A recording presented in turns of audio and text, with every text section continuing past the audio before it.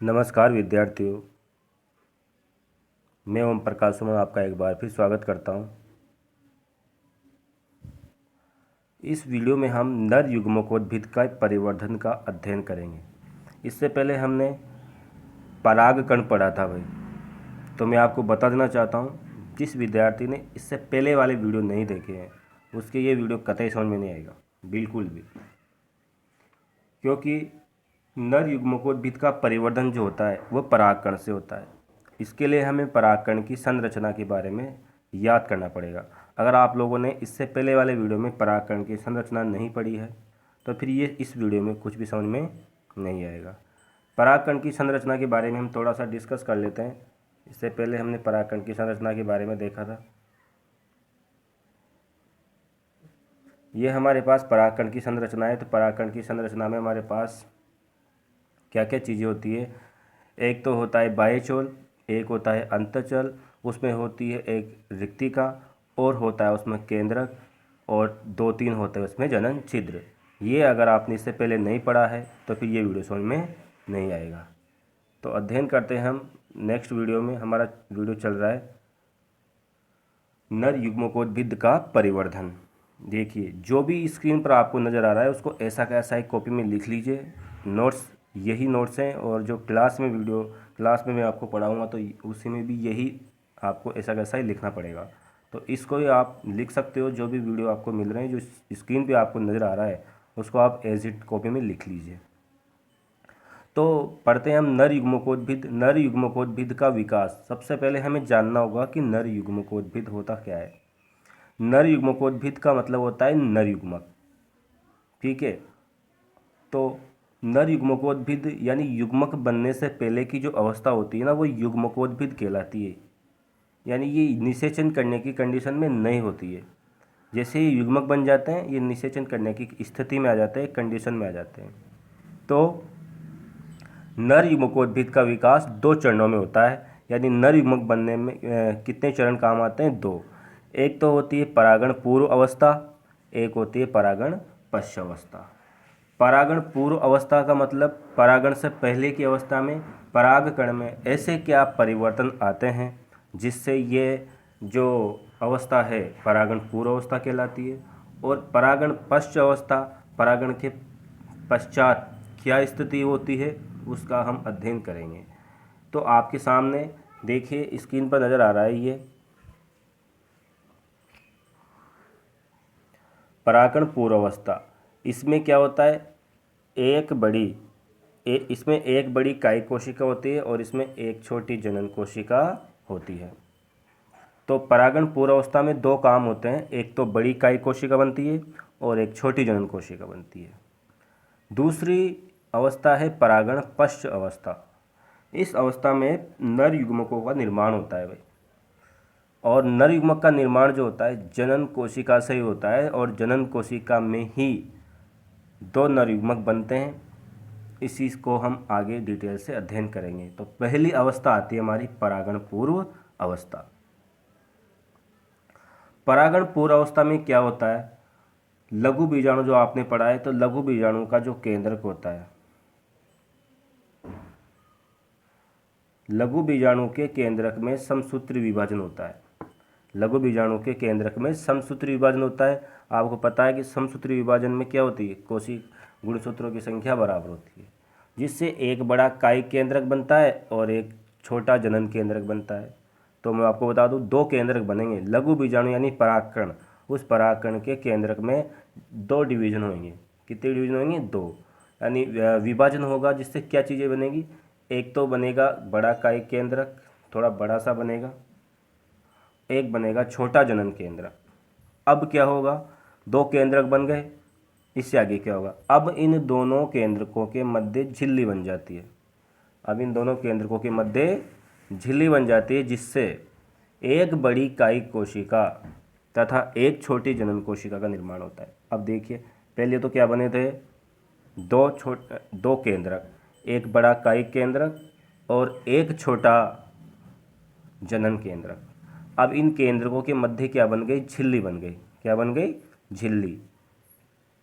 तो एक छोटी जनन कोशिका का निर्माण हो गया और एक बड़ी कायिक कोशिका का निर्माण हो गया। नंबर 3, यह परागकण की द्विकोशिकी अवस्था है भाई। परागण पूर्व अवस्था को क्या कहते हैं? परागकण की द्विकोशिकी अवस्था है। लगभग 60% पादपों में इसी द्विकोशिकी अवस्था में परागण क्रिया संपन्न होती है। इसी द्विकोशिकी अवस्था में ये वर्तिकाग्र पर पहुंचते हैं भाई। याद रखना 3 पॉइंट। पहला काम क्या होगा? लघु बीजाणु में समसूत्री विभाजन। क्या बनेगा? एक बड़ा कायिक केंद्रक, एक छोटा जनन केंद्रक। नंबर 2, दोनों केंद्रकों के मध्य क्या बन जाएगी? झिल्ली बन जाएगी, दीवार खड़ी हो जाएगी। जब झिल्ली बन जाएगी, आपको पता है कि अगर किसी केंद्रक के चारों ओर झिल्ली बन जाती है तो वो कोशिका का रूप ले लेता है। ठीक है, तो छोटी जनन कोशिका और बड़ी कायिक कोशिका के जो केंद्रक है उनके मध्य झिल्ली बन जाती है। यह परागकण की द्विकोशिकी अवस्था है और लगभग 60% पादपों में इसी द्विकोशिकी अवस्था में परागण क्रिया संपन्न होती है। इसी को बोला था मैं परागण पूर्व। परागण नहीं हुआ, अभी द्विकोशिकी स्टेज आ गए, अर्थात परागकण इसी द्विकोशिकी अवस्था में वर्तिकाग्र पर पहुंचते। तो परागण पूर्व अवस्था समझ में आया आप लोगों को? और कमेंट जरूर करिएगा। वीडियो कैसा लगा? वीडियो में कुछ समझ में नहीं आया हो तो उसका कमेंट जरूर किया करो, ऐसे नीरस बैठे मत रहा करो। हम बात कर रहे हैं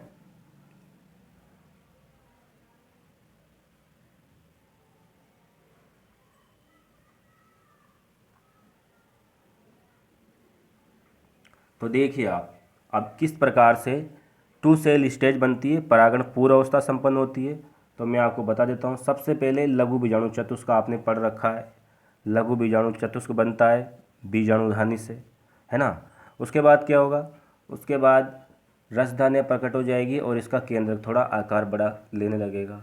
दोनों रिक्तिकाएँ क्या हो जाएगी? तीसरे नंबर पे थोड़ी बड़ी हो जाएगी। रिक्तिकाएँ बड़ी होकर ये क्या करेगी? एक केंद्रक को साइड में खिसका देगी। तो 2 सेल स्टेज में क्या होगा?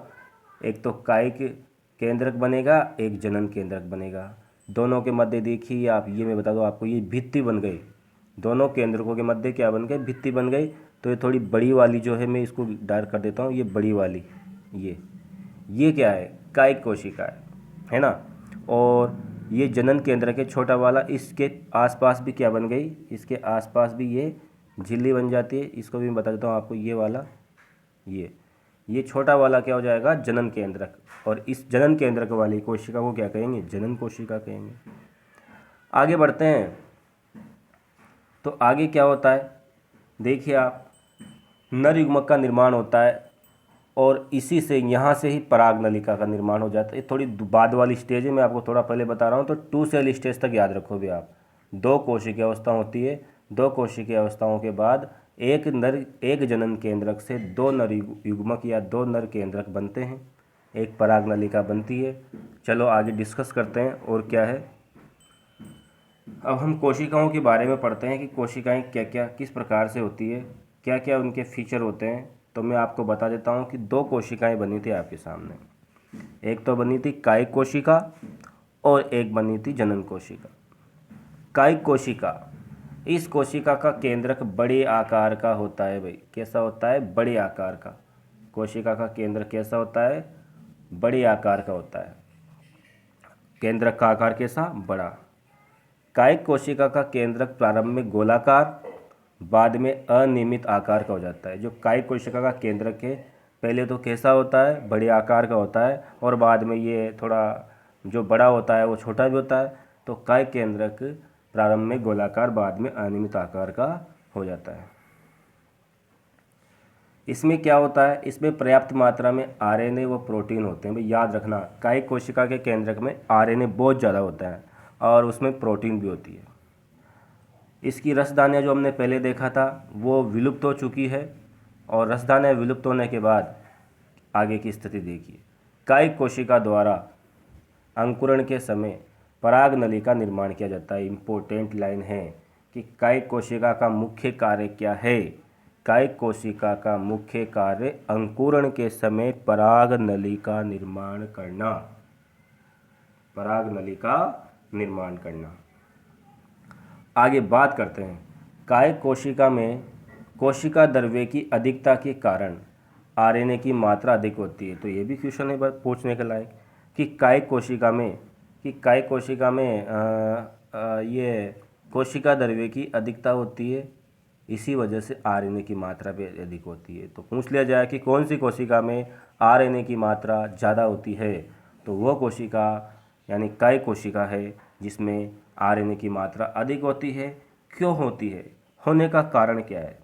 होने का कारण है इसमें कोशिका द्रव्य की मात्रा ज़्यादा। आपको पता है कि कोशिका द्रव्य में आरएनए का निर्माण होता है, आरएनए वही बनता है।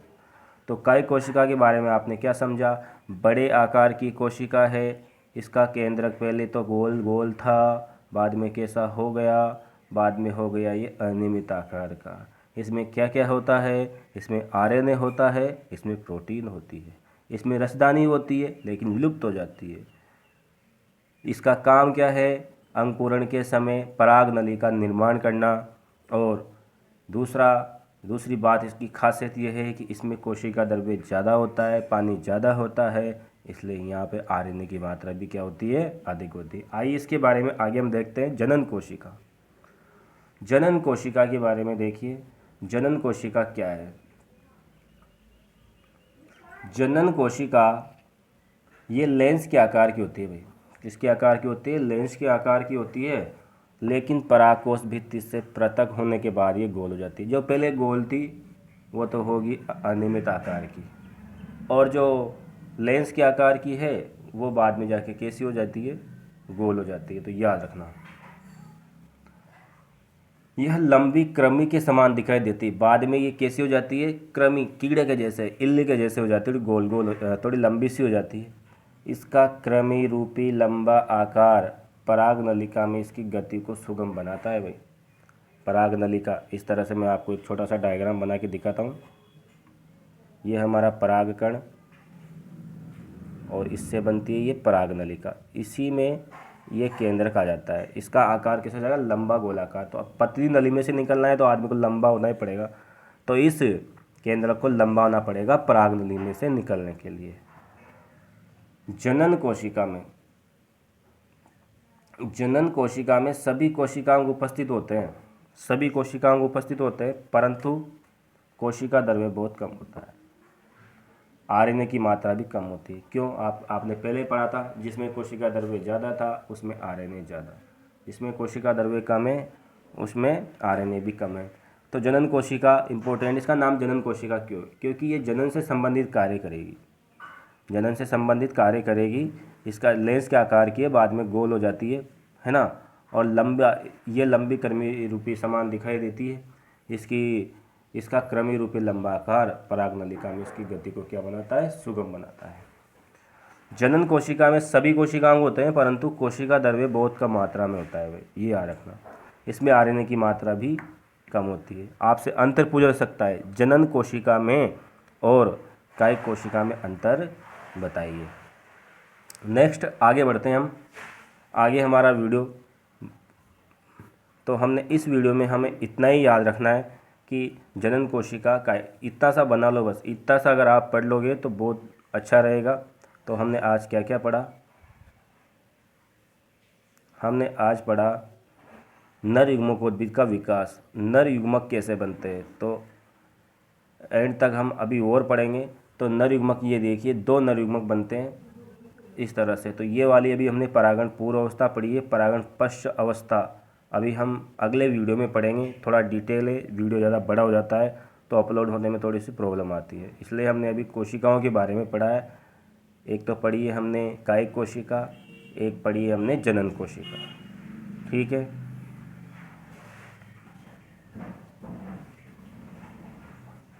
विद्यार्थियों, आप सबको मालूम है कि लॉकडाउन चल रहा है, तो मैं जो वीडियो बना रहा हूँ, एक वीडियो बनाने में आधा 1 घंटा लगता है। बहुत बड़ी समस्याएं होती है कैसे वीडियो बनाना, कैसे डालना, लेकिन फिर भी आप नहीं देखते। आज मुझे बोला है 8-10 लड़कों ने कि हम पूरा वीडियो देखेंगे क्लास का, ठीक है। धन्यवाद। इस वीडियो को पूरा देखें, और अगला वीडियो तभी मिलेगा जब ये वीडियो जितने मिनट का होगा और जितने विद्यार्थी मुझसे जुड़े हुए मेरे, वो इसको पूरा देख लेंगे।